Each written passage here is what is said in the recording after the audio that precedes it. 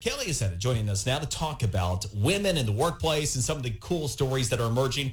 Kelly, and by the way, her new book is How to Defuse the Landmines We Plant in Our Lives. And Kelly, I think one of the landmines we present to ourselves, obstacles that may not necessarily exist. For example, we hear all this stuff about gender inequality and everything else, and you take a look, and we have record low unemployment rates for women. In fact, the unemployment rate for women is now lower than men.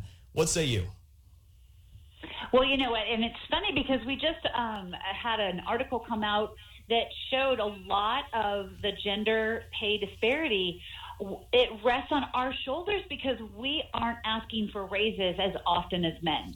And that's really important right now. This economy is like a freight train, and companies are just absolutely needing good quality employees. Right now is the perfect time to go out and ask for what you are worth. But if you don't, it's not your boss's fault. You know, it's interesting that you point that out. I've done some research previously, and I don't have the exact numbers at my fingertips to repeat, but men are far more likely to negotiate salary than women are when they accept a position, and that does have a lot to do with it. I know that's what you're referring to. If someone isn't comfortable in that circumstance, how is it that you can encourage them to become more confident to try to negotiate salary? There's a couple great ways. First of all, find out when your company is open to negotiation. A lot of companies only do it during certain quarters.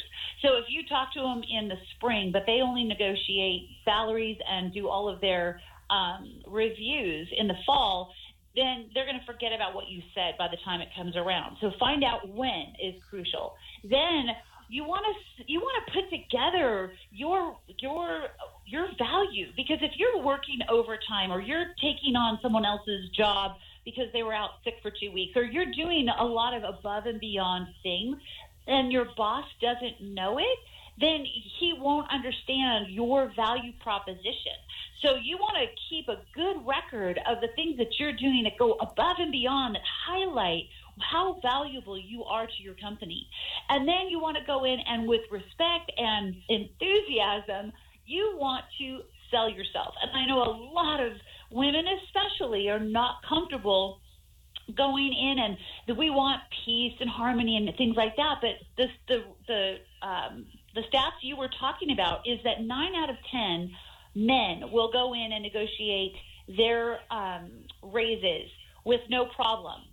But 9 out of 10 women would prefer not to and just hope that their boss gives them a raise in a timely manner.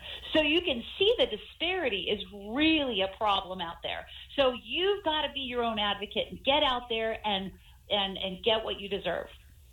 At the same time now, with more women in the workforce than men, we are seeing more women that are taking the upper hand in management roles, including executive positions. Will that begin to change the dynamic a little bit? I think it will a little bit. I think it will. A big shift that's happening is that companies are starting to understand that with women, they can get great performance, but they have to allow women to be a bit more flexible than men, because most of the time we are the primary caretakers for aging parents as well as children. And there's a lot of companies that are realizing that it's a benefit that they can offer women to be able to have that flexibility. So I think the women in the executive team will understand and not be afraid of giving women the flexibility to work from home or to leave a little early, and realize that they will get their job done.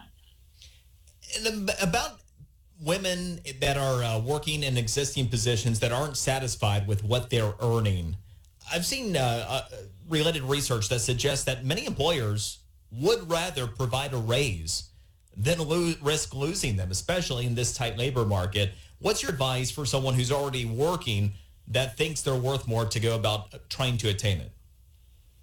Well, with the advent of the internet, it's so simple. you can go out and find out what your position's average income is very, very easily nationwide. And if you live in a big city, that's even more important. You can look at New York and LA and Chicago and look at what the average person in your position is earning. And if you're substantially lower than that, you just need to go in with the numbers. It's very, very simple to do. But it does, again, it takes on our part willing to speak up for ourselves and be an advocate for our own salary raise. All right, it's good stuff. Kelly Accetta, appreciate it. Her book is How to Defuse the Landmines We Plant in Our Lives.